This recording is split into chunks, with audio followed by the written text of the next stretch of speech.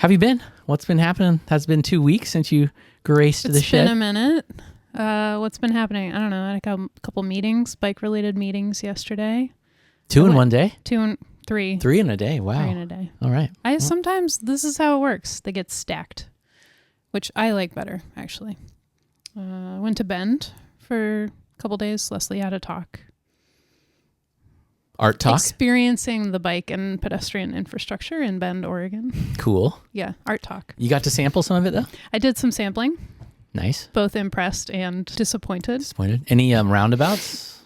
Everywhere. Yeah, they love those out there. A roundabout. Yeah. Very few stop signs. What did you think about going through them? Well, I had a hilarious encounter where Leslie and I are coming home on bicycles and we're like riding on the sidewalk because we're unsure how people are. And there's all this traffic backed up and there's an oversized load trying to get through the roundabout. Oh, right. Not doing very well. Aren't they all mountable and have the nice little curbs and stuff? They're I don't still know. having trouble. Yeah, they're having trouble. So you go to Bend and so nerdy, like we just want to talk about roundabouts. I am a little nerdy. You know, I did also walk. I walked to the grocery store that was 0.7 miles away, and it sent me across a highway, like a 4-lane, marked at 45 miles an hour, but definitely 65, 70 mile an hour highway. Yikes! And I was like, okay. There was a beg button. Wow. Some flashing lights. Was it like the state highway? Because it's like Bend Parkway. I think it's called. That's tough. Yeah. 97. At first, when you said that, I was so excited. Oh, 0.7 miles away. We'll mark it. Okay. Right? So easy. So walkable. But not so much. The rest of the walk was really nice. So did you go to Sunday Parkways Southwest? No. I did. I rode there. What was that? How was the Sunday Parkway? It was super cute. I ran into Christy Splitt, who I went to college with her husband. So we kind of know each other from that. Okay, Christy Splitt, maybe not yet known to our PPS viewer listeners, but School Board won her race for Portland Public School Board. Yeah. Super cool lady. Tell me why she's cool. I don't know. The name sounds familiar, but I'm not sure why she's cool. She's just like an advocate. She's very friendly, outspoken kind of person. Like she will fight for what she believes in. Good. She's done some work for maybe like Energy Trust or something like that. Okay. Yeah, just kind of a people helper. And I have to say, Rob Galanakis, who's been a guest on BikePortland stuff a couple times, and folks may know him from the bike bus exploits that he does, did not win his race. Yeah. He was up against probably one of the most favored candidates of all, and she ended up, Stephanie Engelsman got 78% of the vote. But I saw Rob at Bike Happy Hour, and he's pretty happy because he got over 9,000 votes. That's impressive. 9,000 pieces. I didn't even know. What percentage of the population voted in this election? I don't know, actually. Obviously, it was low. It was an off year for the national stuff and school board. There wasn't a ton of stuff on there. I mean, the school bond got some people out, but yeah, I saw some races where, there's another school board race where I think there's still not even barely 10,000 votes total. Oh, okay. Like they each have almost 5. So Rob's race got 9. So, and he lost. But anyway, so that was cool. I'm glad he ran though. Yeah, totally. He's got some passions. Yeah, super around, smart stuff. Definitely around cars in front of schools and that kind of thing too. Right. That's why I was so eager. Is our interest area. Yes, that's why I was so eager to platform him. I feel like that, say these things that I agree with. You wrote about Ainsworth getting some updates, and I'm excited for that because I live a block off Ainsworth, and 2 days ago had someone menace me with their car. You did? What section of Ainsworth? Right in front of Peninsula Park, and then again a block from my house. Not fun. No. Not cool. Not cool, man. Yeah. I can't wait to see how that shakes out. It's a kind of a weird situation where it's a under the radar bike street that a lot of people have just enjoyed driving on for a long time that may have kind of a rude awakening when some of the changes go in. Yeah. So yeah, I can imagine maybe some BikeLoud actions to kind of maybe reinforce what I'm expecting will be maybe too timid of designs from the city. But it's we need diversion more than we need bike lanes because there's a lot of room. Yeah. It's just like the volume of car traffic. Yeah, put them over on Killingsworth and we have Rosa Parks and Killingsworth within 3 blocks in either direction. Yeah.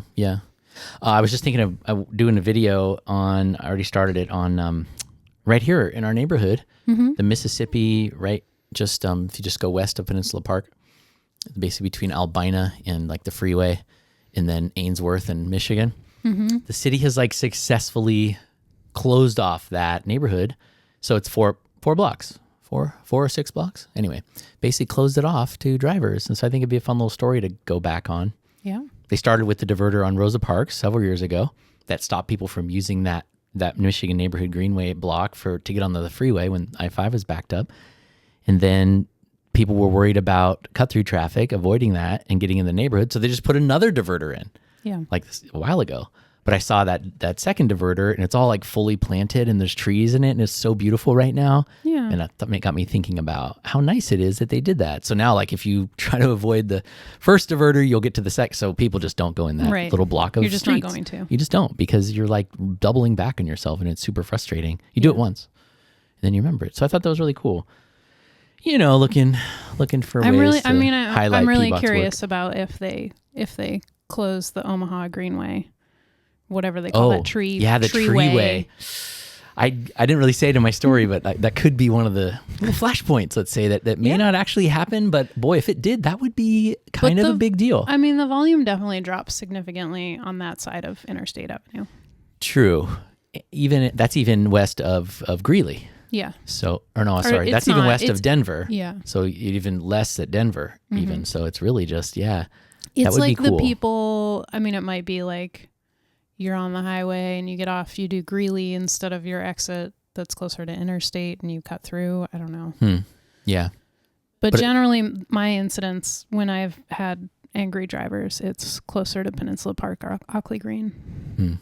Yeah, it'll be an interesting test to see if they can pull that off. It's definitely in the designs, or it's in the recommendation from a plan. So we still have to see the actual designs for the project. Right. But if those come out without that in it, it's going to be kind of, I think, a little alarm bell for activists to say, hey, wait, why isn't that happening? Yeah. Essentially, if you're not familiar, there's this, what they call a treeway. It's like that whole area over there has some strangely wide blocks. Anyway, there's a massive median in the middle of this residential area that's just beautiful trees and grass. Yeah. And so the idea is for this street that goes through Ainsworth, they would essentially prohibit drivers from going through there by extending the treeway into what is now the I think street. it would be just like the park blocks. Yeah, they wouldn't plant trees or like anything. concrete furniture. That'd be cool. To kind of keep people from going through. Yeah, but still, with filters for bikes and walkers, which would be neat. Maybe the squirrel guy will take it over. The squirrel guy near there. That's a character. That house is really amazing. This is becoming like a really niche neighborhood conversation. Right. Let's open it up a little bit. Did you see that this thing I just noticed? Now, so I have a way of scraping the PBOT website to know whenever there's a new thing that goes up. And I get a little email sending me all the URLs. The website has changed. Yeah, that way I don't have to go pick around and be like, oh, what new thing did they upload? You know? So anyway, sometimes there's some interesting things. They recently uploaded a survey that they're going to be putting out. It's essentially out now, but they haven't announced it. So I don't know. Does that mean it's public? I don't know. The page isn't protected, so it's out there. But it's a PBOT messaging survey about bicycling. So it looks like, I'm not sure what funding bucket this would come from, or if they just have marketing money sitting around, but we're just shaking somebody else upside down by the pant legs. Yeah. Oh yeah, exactly. You need to get the money. Change out. Yeah, to get their change. Yeah. So they're going to be doing this survey, and I pulled out the messages. So the survey queries you on which message, the various messages they're working on, and basically asks you, what do you think? Cool. Is this cool or not? Do you somewhat agree? Okay. Somewhat disagree? Okay. Strongly agree, or are you neutral? Right. All that. So let's go through some of them, shall we? I'm excited. Okay. They shared, looks like 6 messages. The first one was, see your city in a new way. Bike, explore, Portland. Wow. This is like a Travel Portland ad. Yeah. Okay, we'll go through them all, then we can talk about which ones we like. Whatever, The other one was biking, a gateway to better community. And then the parentheses was, this tagline would be accompanied by an image of a big group of people riding bicycles together. Okay, just in case you need to know. The other one was, want to help reduce air pollution? It's as easy as riding a bike. This is the next one. Want to be healthier? It's as easy as riding a bike. Okay. What kind of family time do you want? Is the other one. And then this one is, would be accompanied by a juxtaposed image of a chaotic family car scene with a scene of a happy family bicycling. Oh, wow. So that tagline is, what kind of family time do you want? I think they should add like even. Like, even. What do you even want? Yeah. Like that like one's a little bit. That's like an ad for Splendid or Clever, like. Yeah. But maybe a little aggressive. All right. We're saving our commentary. 2 more. Want to have more? There's the next one. Want to have more cash in your pocket? It's as easy as riding your bike. Okay. There you go. Next one. The last one was a healthier, happier you. For $0 a gallon, ride a bike. So they're kind of touching on all the traditional little bikey things, I guess. It's cheaper. It's good for you. It's good for the environment. I mean, it's hard to not see the visual, but I guess it'd be mostly a text-focused campaign. I guess they're thinking of doing billboards and posters and stuff like that. Which one does any of those really like tickle you particularly? Well, I definitely I'm all for the save a buck, ride a bike kind of That's shtick. a good one. Yeah. Because I think, I don't know. I think more people should ride bikes to save money. And we all talk about how expensive life is, but we have no inkling when we're just putting $60 of gasoline into our gas tanks. Yeah. That's what normalization does for something. Oh, totally. Yeah. Motonormativity, but motonormativity. I like what you said, especially because so many people are so eager to point out that cycling is like this wealthy elite. It's not at all. It's like, come on, folks. Just think we could all be rich if we rode bikes. True. Well, remember you. Maybe that's not true. I don't know. You were around so Joe Courtride's been around doing cool activism stuff for a long time and speaking all kinds of interesting creative truths to power and stuff. And he used to have a thing called the green dividend. It was like if we get people doing transit, walking, and biking as much as possible, there's this huge economic dividend that then gets circulated through the economy and blah, blah, blah. Sort of like Ellie Blue's Bikeonomics. Yeah, like our healthcare costs would go down. Right. There'd be more productivity at work. Yeah. Okay, so big votes for the save a buck, ride your bike. That's what they should have wrote.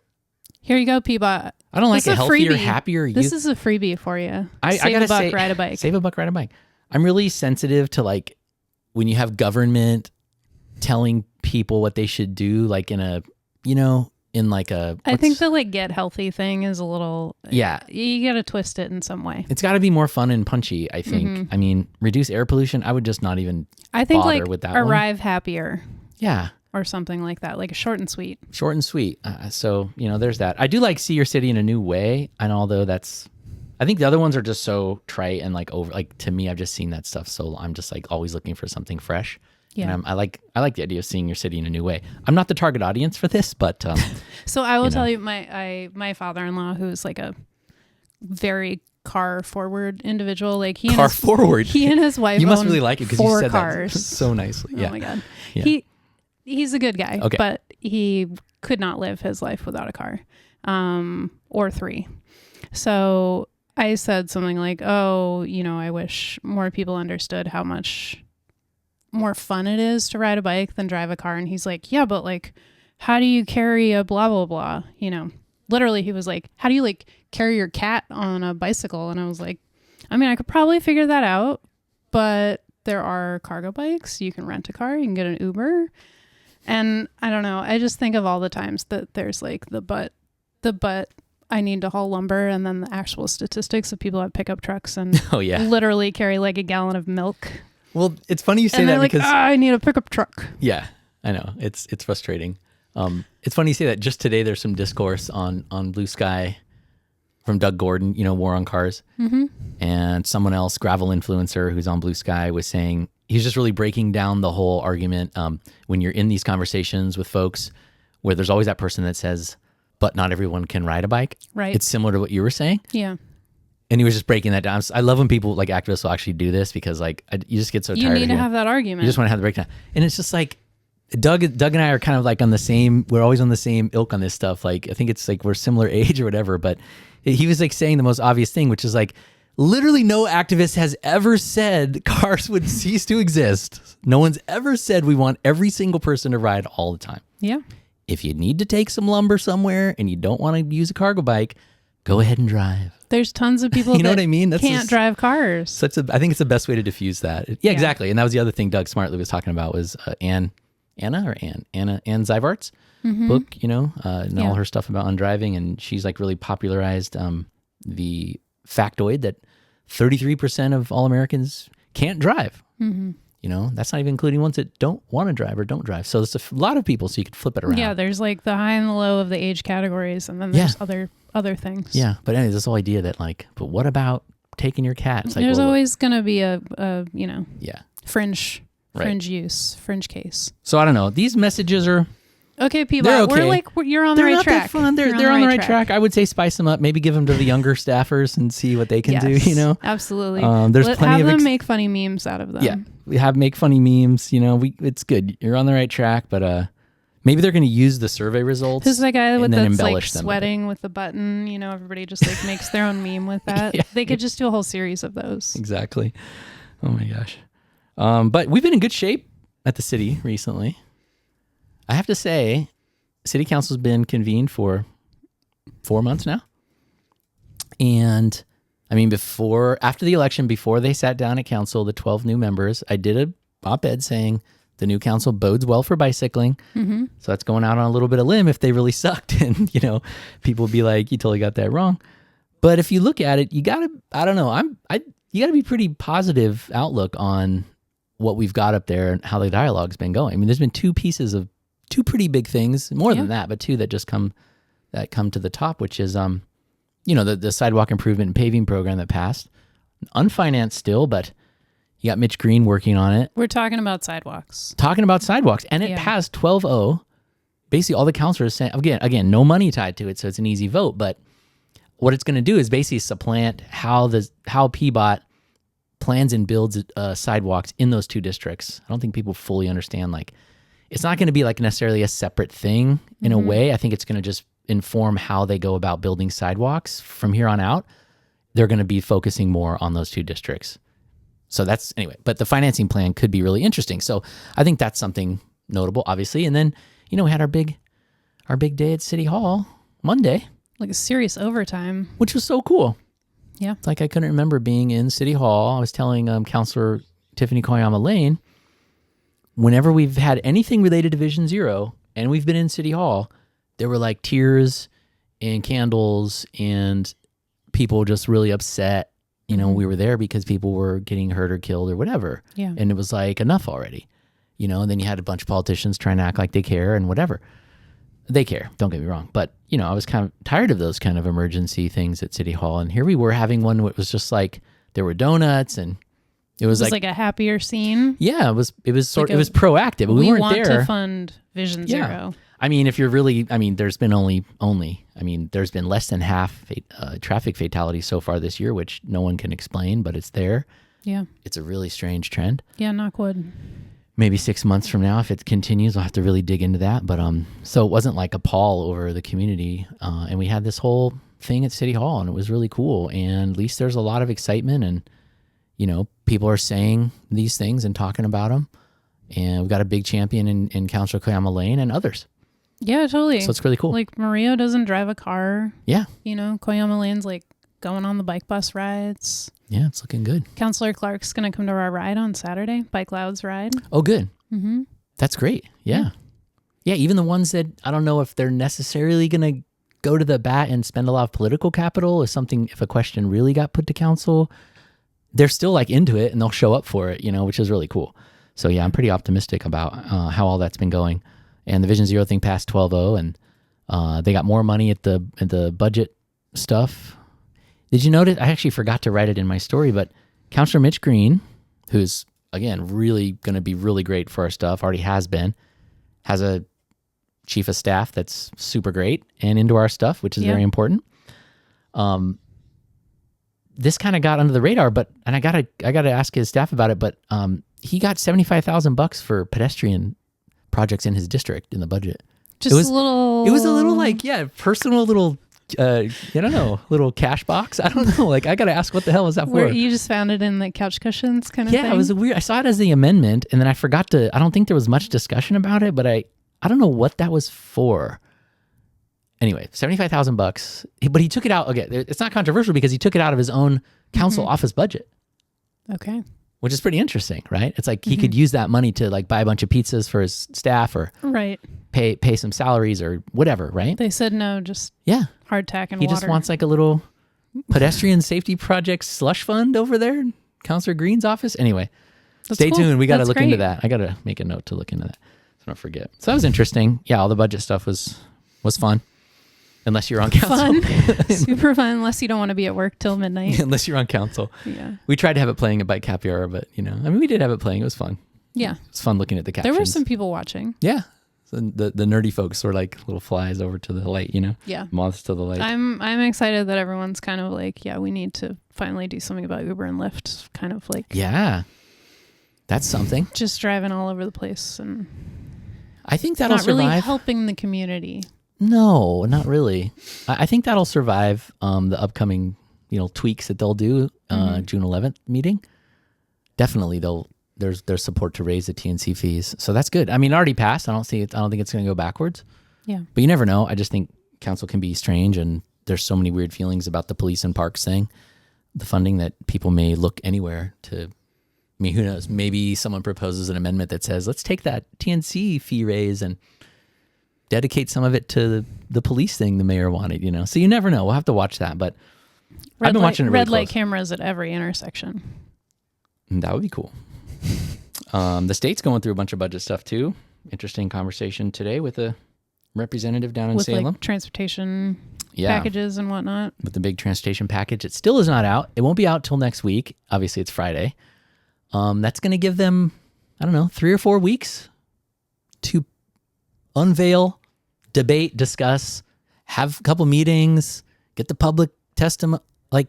Yeah. I don't know what is wrong with the Democrats down there, with the leadership down there. How do you really feel? They can't, this is so just making it harder for yourself.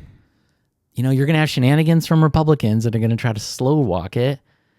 It's already such a mess. And they entered this whole cap and trade thing in there. That's just really, I think, probably mostly political gamesmanship. Yeah. I read briefly about it.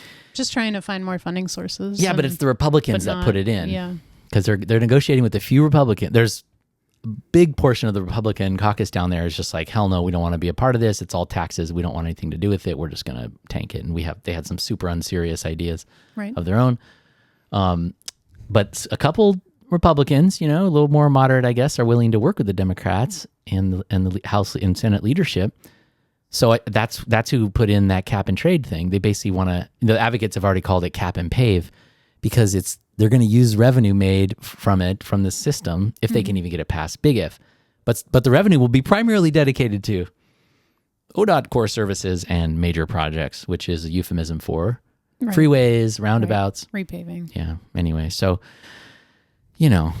It's a huge if they could even get a policy like that passed. I mean, it just doesn't make any sense. It can only be looked at as like, I think the Republicans want to put that in there so that they force the Democrats to vote against it. Then they can say, you guys voted against something you like. But where does the money come from? How does it Well, they would set up logistically work? Yeah, they would set up a marketplace with like California and Washington because these emission markets, and I am not an expert on this, but I knew that this was coming because I got tipped off to it. And so I read a little bit about it. So anyway, they would try to create a marketplace for emissions, which I think is already there in Washington and California. So we would just be entering it, which is good because the bigger the market is, the more incentive there is for these companies to trade on this market. Then they would set a cap for how many emissions you can have with I think Oregon's is going to be on the sale of gasoline and diesel fuel. So they would put a cap on that. And then anything you want to do above that cap, or if anything below that cap, you could trade on the open market. And then if you go above the cap, you could buy those credits to get down to the cap, right? If your company buys those for your fleet. So if you're a big agricultural company and you need a bunch of fuel for all your tractors or whatever, you would have to go buy some credits that some other companies that don't buy as much fuel, right, have put on the market. And then the idea is that people just use less emissions because there's a profit motive. And then they're also supposed to ratchet down the cap in the subsequent years, to keep right? you so evolving. ultimately, right, you're evolving the fleet and less consumption of the thing you don't want that creates the emissions. So, but obviously it's a pretty complicated policy to put in at the very end. And Oregon has a very checkered past when it comes to this. This is literally the thing that the Republicans walked out over. A form of this is what they walked out over, I think, in 2020. that caused all the national headlines about them just leaving Salem to not give a quorum. So anyway, it's going to be a big mess. So, but Sweet. if they don't pass a transportation package, it's going to be really embarrassing. They'll have to do a special session. They'll have to definitely do a special session, but it would just delay it even more. And I mean, just for instance, like, the mayor's proposed budget in Portland is relying on $11 million based on the state increasing the gas tax in this bill. So that would be an $11 million hole. They don't pass it in this fiscal year for the city of Portland. We would have to fill somehow. So I don't know. Golf's going to be like $100 a round, or those TNC fees. You better watch out. Anyway. Okay. Switching gears. Let's talk about bike summer. Switching gears. Excuse me here while I look at the bike issue. Although it doesn't really say bike issue on front like it usually it's does. Not, I know. Shoot. It's a food issue. Like, but make no mistake about it. It's still there. It's right in the middle. Bike issue. It's wonderful. It's juicy. Is it centerfold? Ooh. There's a little Bike Buddy ad there next to it too. Centerfold. Mm-hmm. Okay, so this is so nice. A couple bike ads. Bike Buddy ad, which looks really good. And TNR got an ad. Look at that. Hilarious. Isn't that funny? Wow. Way to go, John Russell. So the fun thing about this, right, is that he came to Bike Happy Hour several weeks ago. He was just like Venmo $5. Yeah, he passed the hat. He raised over $200. And that bought an ad? Yeah. Awesome. I think it was more than that, but he needed an extra. So yeah, the Bike Happy Hour fundraising helped get him over the top. There you go. It's very cool. A TNR ad in the big bike issue, and the Bike Buddy ad looks so good. Okay, I was gonna say. So folks don't know, this is the Bike Summer calendar, which the Mercury has been wonderful about printing for many years now. Very fun. And this is definitely not an exhaustive list. This is like a few of the rides. Exactly, a few of the rides. I don't know how many are in here. This is probably like 200 or something. I don't know. Several hundred. I have no idea. Yeah, these are the only ones that made the deadline for getting in the print edition, so it's an extra thing. I actually think they even had to cut some people that came in before the deadline. And it's so nice for the folks that put this together. They included Bike Happy Hour in here on the repeat. That's really fun. Very, very good. I don't know. Let me just come along with one. Okay.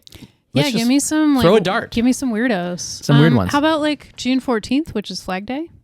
Okay, June 14th. Ooh, fun. Is that going to be? Oh, it's going to be Northeast Streetcar History. Ooh, love history rides. That's great. This one sounds funny. The Going Gallop. Okay. Don thy horsiest attire.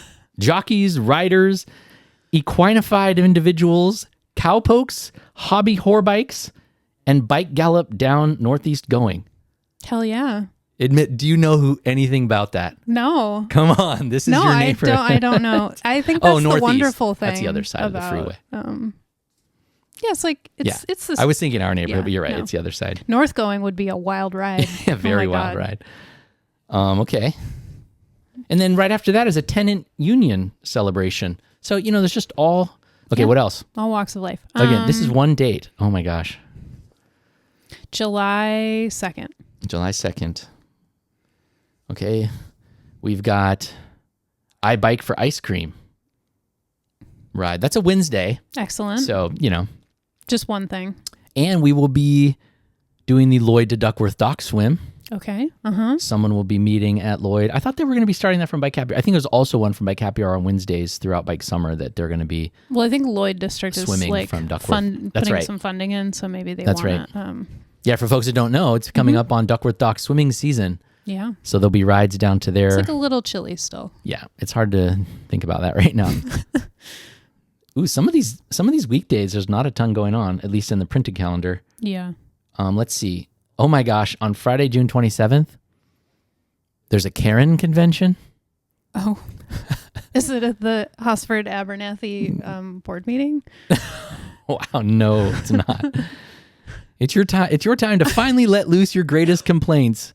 Don your sharpest bob wigs and live, laugh, love blouses. Oh my gosh. That sounds wonderful. Oh my gosh. Well, BikeLoud's doing a BikeLoud fun ride on the June 22nd. There was just so much fun stuff.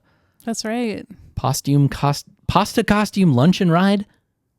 Pasta costume? Am I missing? Pasta costume. Somebody has done that in years past. Pasta costume. What am I missing? What is the pasta costume? Imagine like making a pasta necklace out of ziti, but you make your whole outfit. What's going on? Oh boy. I mean, you got to get creative. Oh my gosh. I don't even know. We'll save some of these for future episodes because we'll just have start reading through week by week. Oh, good. Bloops and bleeps is in there. Mom's on vacation. Take a break, Mom. Bring your pearls, your favorite nail polish, and your finest mom hat. That ride has happened in the past too. Has it? Okay. The repeat rides are cool. It is fun to see who comes up with new ideas. Okay, but I wanted to do a how'd she get there? Okay. And it's bike summer related. I'm ready. So how many bike summer rides am I doing in one day? I don't know. Oh, that could be a challenge. Sometimes that's the thing where you like piece. You got to piece together all 5. Yeah.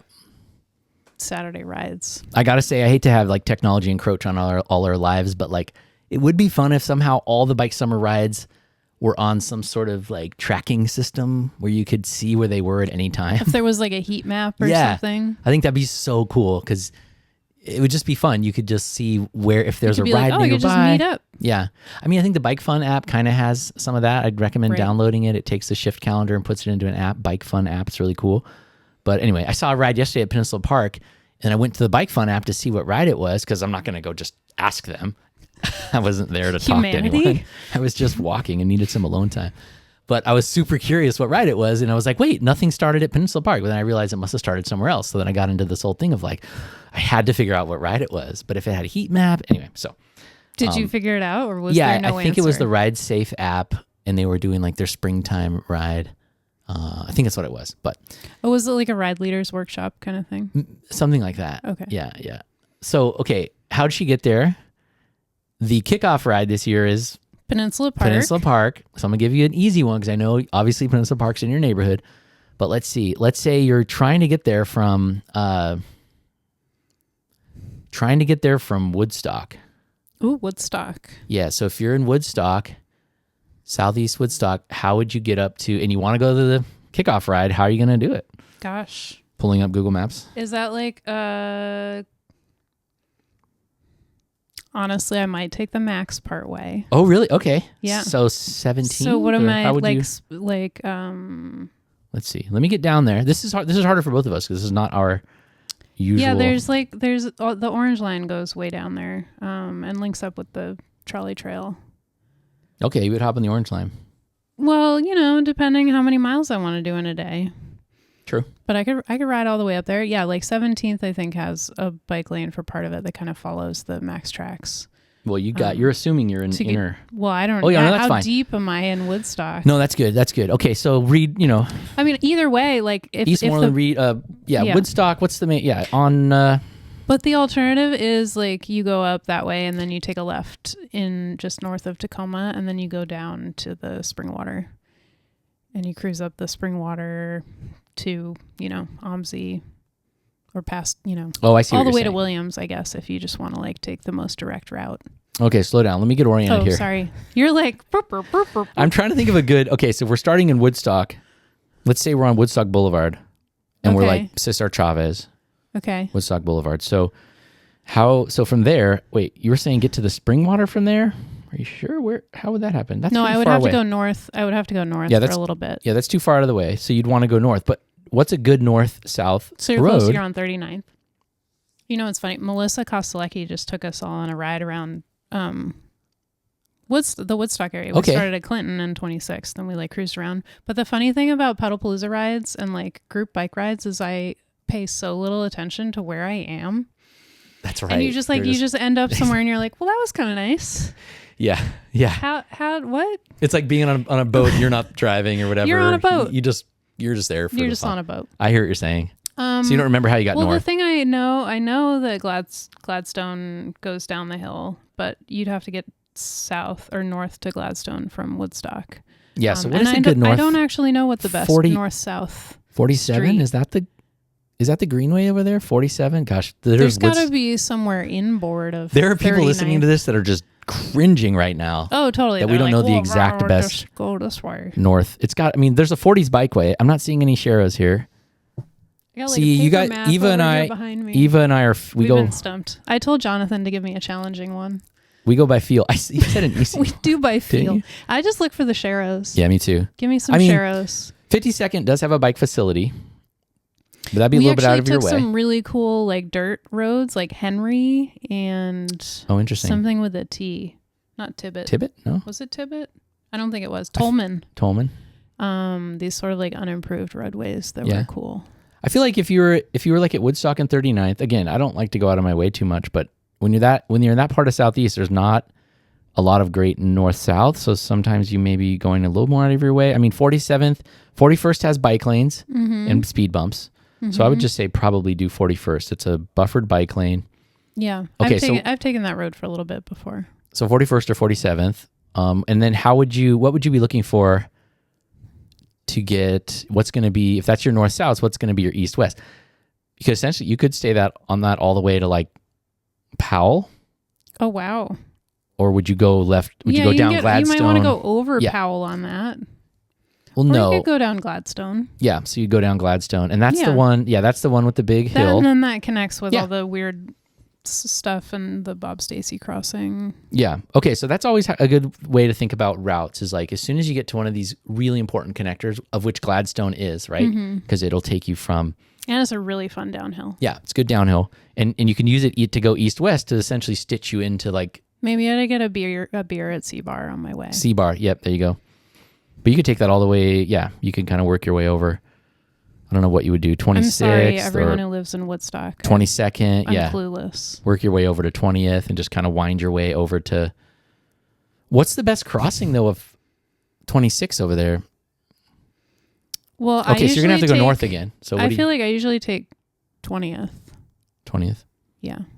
Because nothing goes... You'd have to work your way over to Lafayette to go over the tracks in Brooklyn. Yeah. And then you're in there. Then you're in Brooklyn, or you could just hop onto 17th and then you're on the network. I don't know. I think I would probably do that if I was down there. Yeah. I would wind my way over from Gladstone. I'd do all the little turns I need to do to get over to Lafayette. Yeah. Like there's that. 22nd Lafayette. Take but the little 20th, bridge. you can do the the cut through Lads Edition kind of thing. Yeah. What's that crossing like? At 20th? It's not super busy. 20th like and Powell? Well, it is busy, but it's like there aren't as many cars on 20th. You get a light. There's a signal 21st. 21st. 21st. That's what you're thinking, right? Yeah. That's where Seven Corners was. Yeah. Right? North of Powell on 21st, right? Was in the old days? Yeah, anyway, then that gets you into the whole network. Okay, so notice how I did that. That's so biased. That gets you into the network. As if you're in Woodstock, you're out of network. You're out of network. You're just like, you're on Mint Mobile. Yeah, like I don't even know what that is. Then I see. Then you're going north up into Lads, and then see, we're just assuming people are going to know. Just because we would feel comfortable once we see Lads doesn't mean. Okay, so let's say I actually really like to take the alleyways through Lads. Do you really? I don't do they're very bumpy, but they're kind of fun. Why do you I love alleyways. Just in general. You get to see other things. Ooh. People working on their backyards. You get to see cats. It's a little more interesting. Other people just like wandering. Cats. What? Cats. Do cats? I guess they do. Cats like alleys. Hang out more in alleys than in front yards. Just quieter. Not as many lawnmowers. Things to scare you if you're a kitty. I don't dare go off the beaten path in Lads or I'll get lost. Well, the thing is, I worked in that neighborhood for 14 years, so that's right. I've been on most of the alleyways. You're very comfortable. But early on, the first place I lived was 18th and Hawthorne, and early on I definitely would take the wrong way out of Lads and be like, where the heck why am I on Division? Yeah, it's like spinning a top when you're in Lads and you come out, you don't know which direction. Yeah. So you have to once you get through Lads. I'm still finding my way. Well, once you get through Lads, I just take 9th. I like you like the one over you 9th? Hop onto Clay, you take 9th, and you just cruise on 9th up. You like 9th. Some of those intersections I don't like as much as. Well, 9th gives you a funny little refuge over Sandy, like a bioswale with a. They just call it a refuge island, right? Yeah, it does. Pedestrian refuge. Oh, it does now. Yeah, look at that. And then you can just keep cruising up. That was the road I used to take when I went home from work. So you like 9th, good. And you'll take 9th to the Blumenauer? Honestly, yeah, you can go to the Blumenauer if you want, or you can take a right and take 12th. 9th or 12th. That's the big take decision. Take a right near the Franz factory. We could have a whole dialogue about if people like 12th or Blumenauer. The thing I keep thinking about with Blumenauer is how you go downhill to get to it. Then you got to make up that elevation, and 12th is flat. Yeah, and I don't have an e-bike. So sometimes I'm lazy. Wow. So either you take 12th or Blumenauer. Not yet. Connection wise, I like Blue and Hour better, obviously, because it's just no brainer. You're on 7th. Well, 7th is cool, but 7th is kind of slow. There's a lot of lights. There is a lot of lights. A lot of lights. And I kind of like going through Irving Park. So I'll go, if I go to 12th, then I like snake through the Lloyd District. Yeah. You know, it's a very bumpy street, but it's got that really old. Keep cruising. It's the old cement? Concrete. What's it called? Concrete? It's concrete with like the really big chunks of. Yeah. I feel like aggregate. I feel like it's just been in there since like the 20s and never touched. Oh, totally. Like beautiful pieces of grass growing through it. I rode on some road like that up going to Sunday Parkways. It was a bad choice because it was very steep. Oh, I bet it was. Yeah. It's just off of Terwilliger. It's like the bike route. It's the Westview. Or I wouldn't recommend it unless you really like hills. Been so long since Wood something. I used to go Westwood, I think. I used to be up there like multiple times a week, and I've just totally forgotten. What is that called? I need a map. I think it's Westwood. Westwood? Yeah. Okay. It's actually Neighborhood Greenway. I was riding my 2-speed Brompton, and it was not properly geared. Well, you think that's hard. Yeah. That's one of the like main climbing routes, because that's how you go if you're going up to Council Crest. And like imagine trying to beat your PR on Strava and hitting all those bumps, Eva. Gosh. Ugh. You want to know about tires. You want to know about challenging. Oof, boy. You need carbon seat stays. Just trying to fly up that road and hitting all these bumps. No fun. So here she is going through Irving. What is the other big decision point? You get to go through Irving, which... Oh, at Irving Park and then 7th. 9th, and then you work your way over to 7th at... Well, yeah, it's like you literally go through Irving Park and then you come out at the corner by Rerun or whatever the secondhand store is called. And then you go up 7th. 7th's and then, good. I take a left on Skidmore to avoid hills again. Mm-hmm. Left on Skidmore, right on whatever you want. Rodney Williams. Okay. Rodney or Williams. Good. Mm-hmm. Oh, Skidmore. I don't know if I would recommend Skidmore. Oh, okay. Personally, I mean, I know this is about what you would take. And like, I would probably... Between MLK and one of those shared Williams, streets. It's like there are cars, but generally they're kind. If it's rush hour, it's less nice. Yeah. It's always like time of day decision making. Yeah, true. See, all these factors go in. Yeah, just, take a right sooner. But it's a nice way to cross MLK. Yeah. Skidmore's not bad. Generally, there are not cars behind you. Going would be another option. Like very few people are going from, east of MLK onto Skidmore. Yeah, right. I would probably I usually go left on going from like if I'm on 7th. Left on going. Oh yeah. I'll do that makes sense too. Going to Williams. Yeah. And then... Or you can take Shaver. Let's make sure we get people... Shaver's kind of nice. Oh yeah? Shaver has a light. Yeah. And you can, if you like secondhand stores, there's another one right there. The Community Warehouse. I like how you're pointing out these destinations. I'm just here to advertise for all the local stores. Community Warehouse also takes donations if you have a mattress or bed frame, furniture. And then making our way. So Peninsula is on. It's basically between Albina and Kirby. So yeah. So you just cruise up on Williams and then you take a left on Ainsworth. Yeah, you could go left on Ainsworth. Or if you want a little fun detour, you can go through the PCC campus. Right. Fun detour for sure. I like that. Cut through the parking lot. Good. It's a really nice campus. And you show up. There you go. Peninsula Park. That took a really long time. Bike summer kickoff. It's probably shorter just to ride there than to explain. Probably like 40 minutes, 45 minutes, something. We didn't do that. We should do like an estimate. I should quiz you on like what should this take? 48 minutes. What does Google Maps say it would take to go from like 39th and... Wait, can I just guess? 48 minutes. Cesar Chavez. 39th and 39th and... Woodstock. We can't call it that. Chavez and Cesar, Woodstock. Chavez and Woodstock. All right. Let's see. Real quick. It's probably more than that. It's probably an hour and 12. On a bike? Cesar Chavez and Woodstock. Let's see. Okay. To Peninsula Park? Mm-hmm. All right. Is Price is Right rules or... It is. Wow, that's not great. 54 minutes, they say, by bike. Okay. All right. So 48 wasn't too far off. They have you going down to... They have you going over to Bybee, though, and taking a little bit of a southern detour. 28th to Bybee, Bybee up to 17th. Yeah. It's almost better than what we were near talking Reed about. College. Yeah. Schmancy pants. But 54 minutes. That's based on like a 10 to 12 mile an hour ride, which that's probably me. might be kind of normal. Yeah. Might be kind An of hour. normal. God, that just bums me out. But I guess I don't think of any bike trip in the city taking an hour now. Oh, yeah. I'm just like, forget that. Well, Southwest Hills, Yeah. Yeah. at least going there. Well, you took us all the way to Peninsula Park from Woodstock. That is saying something.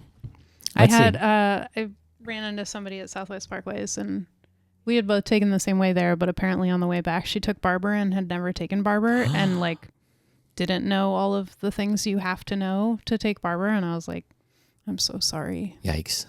That can be tough. And anyone who's taken Barber like knows there's that quick turn off. There's the scary bridges where you just have to take the lane. There's the like basically you're on a freeway on ramp when you get off Multnomah Boulevard if you're going that way. Yes.